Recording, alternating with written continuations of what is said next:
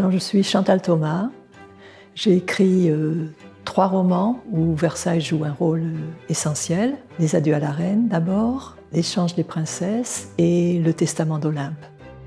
Au fil de mes livres, mes sentiments par rapport au château ont évolué en ce sens que quand j'étais petite, je voyais surtout une démesure et l'ennui des visites officielles.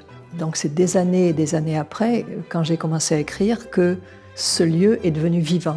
Quand je terminais Les Adieux à la Reine, j'habitais un appartement que m'avait prêté un ami, rue des Récollets. Et à ce moment-là, je me suis sentie comme la lectrice adjointe. Quasiment, il y a une chambre à Versailles. Et j'ai eu un sentiment de familiarité et de proximité un peu hallucinatoire, puisque tout ce monde et tous ces gens nous restent mystérieux. Mais j'ai ce sentiment. Et Versailles, c'est comme une langue qu'il faut apprendre. Et ce que je trouve fabuleux dans Versailles, c'est d'abord les milliers et les milliers d'histoires qu'il contient. Il faut que être ici amène les gens à se représenter un autre monde et qu'ils ne pensent pas Versailles comme un lieu dans lequel on entre de plein pied avec nos convictions, avec notre vision du monde. C'est un monde étranger.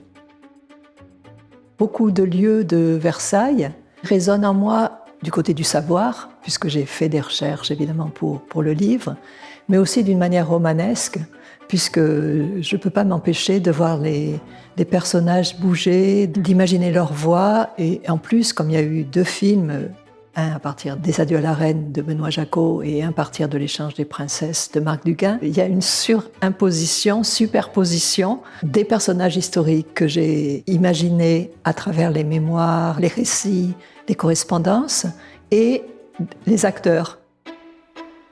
J'ai voulu une précision presque maniaque dans chacun de mes livres. J'ai travaillé sur ces plans, justement à partir de gazettes d'époque, des journaux d'époque, et aussi des mémoires, parce que les gens, même s'ils travestissent un peu leurs souvenirs, par exemple les mémoires d'un page de Marie-Antoinette, ça dit des choses très habitées.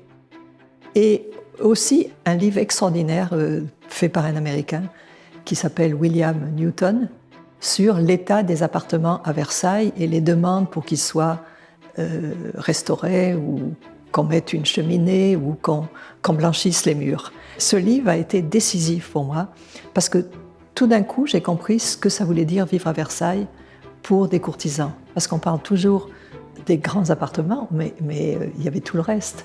Et c'est ce monde plein de passion, d'envie, de ressentiment, mais aussi d'extase, parce qu'il y a tout le monde des fêtes qui m'a fait rêver. Le rapport entre le château et la modernité, pour moi, c'est un peu une fausse question, parce que je pense que chaque visiteur venant ici vient avec son espace, sa vision contemporaine. Donc il recrée un château à sa mesure, à la mesure de son savoir, à la mesure de ses expectations.